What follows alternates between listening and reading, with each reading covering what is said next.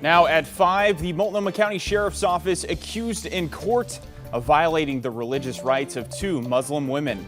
Something I'm going to live with for the rest of my life. It was very traumatic. Plus, the Trump administration is celebrating the One Big Beautiful Bill becoming law, but some groups don't see the food aid cuts as a win. That creates additional barriers for kids to be able to get school breakfast and lunch. And when the 4th of July festivities end, the cleanup begins.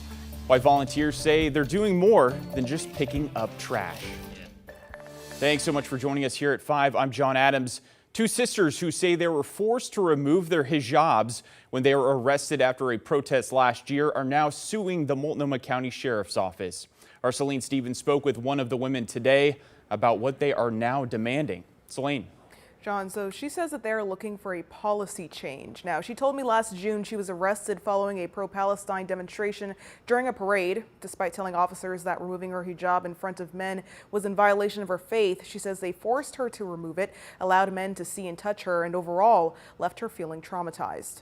It was just one traumatic experience after another, and it just seemed like it just kept getting worse. This is Serene Abuhawa. She and her sister were arrested last year after participating in a peaceful demonstration for Palestine at the Grand Floral Parade. Court documents stating she was taken into custody after lying in the street in protest with others. But it's what happened after she was arrested that led the sisters to file a lawsuit against the Multnomah County Sheriff's Office and 3 individual officers at the detention center. I remember her telling me, well, you can't wear it here. You're in jail. And I responded with, just because I'm in jail doesn't mean I'm no longer Muslim. I'm not taking it off. She's talking about one of the female officers who demanded she take off her hijab. While she was eventually taken into a separate cell to remove it, court documents say her sister was forced to remove it in front of others. Abuhawa says she also endured invasive pat-downs. I just remember her, untying my sweatpants and just pulling them away from my waist. I remember her asking me a question about my undergarment, my underwear.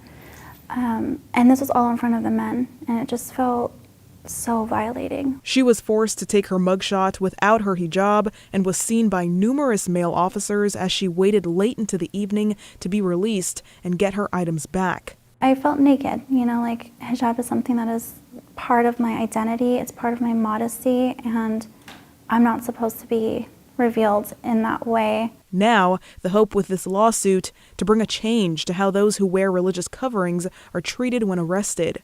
The real heart of this case is that what happened was so avoidable.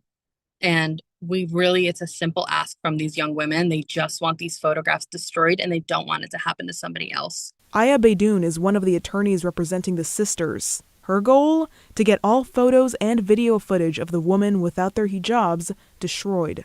It's a very common accommodation that local prisons, state prisons, federal prisons all make for anyone who wears religious head coverings. Do they have to remove the woman's hijab in order to do a proper search and pat down, in order to have an identification photo? We say absolutely not.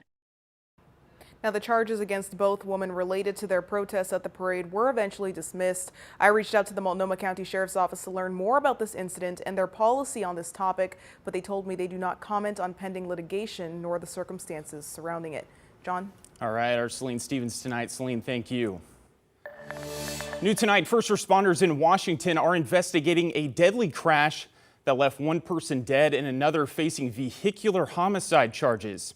It happened just before 5 this morning on southbound I-5, just south of 199th Street near Ridgefield. Investigators believe 23-year-old Skylar Weyness was under the influence when his car rear-ended another, causing both cars to lose control. A passenger in Weyness's car was pronounced dead on scene. Weyness, another passenger, and the 2 people in the second car were all taken to the hospital with injuries. An update today to the arrest of a person accused of multiple acts of violence on Friday night in Oldtown. Portland police are now asking for help identifying the suspect.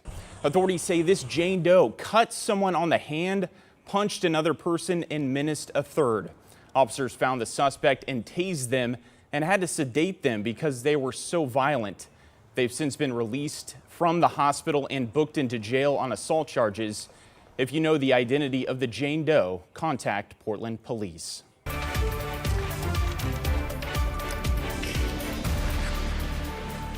President Trump signed his sweeping tax cut and spending bill into law at a White House 4th of July ceremony. The bill extends his expiring 2017 tax cuts, but could cause millions of people to lose health care coverage and food aid over the next decade. It's also projected to add more than $3 trillion to the deficit. Republican supporters say the bill cuts wasteful spending, fraud, and makes the government more efficient, while Democrat critics call it a tax cut for the wealthy that comes at the expense of vulnerable people. Well, in our region, we recently heard from Republican Representative Dan Newhouse, who represents Washington's 4th District and voted in favor of the bill. He claims cuts to programs like SNAP, also known as food stamps, will rein in federal spending and save taxpayers money. But advocates for low-income families in Washington are worried those cuts could mean more hungry children at school. Maddie White reports. This was an advisory group that looked at how to make Head Start better. Each day, Joel Ryan works on ways to better serve Washington's youngest and poorest. We are already strained 100%. Yeah. We have wait lists across our state. But today, he's worried wait lists will get longer for Head Start, a child care and early learning program in Washington. More families might seek Head Start services. Trump's sweeping policy bill threatens to make a 20% cut to a food aid program called SNAP. If you reduce access to SNAP, that creates additional barriers for kids to be able to get school breakfast and lunch. Right now in Washington, about 40% of low-income public school kids automatically qualify for free school meals under a provision tied to SNAP. Under Trump's bill, families who lose SNAP benefits may still get free school meals. The paperwork isn't easy. But only if parents go through an application process. Sometimes they speak a different language other than English. The state superintendent's office echoed that sentiment, writing, quote, fewer students would be identified for support. Ultimately, more children would go hungry during the school day. That's unacceptable. We know students can't learn when they're hungry. Meals at school should be as guaranteed as textbooks or transportation, essential tools for learning. That was Maddie White reporting. Newhouse and other proponents of Trump's mega bill say the restrictions proposed will end abuse of the SNAP program and ensure the program works as Congress intended. Well, turning now to weather and taking a live look over Portland. Things looking much differently out there today. Sunny skies and warmer weather. A big change from what we saw on the 4th of July.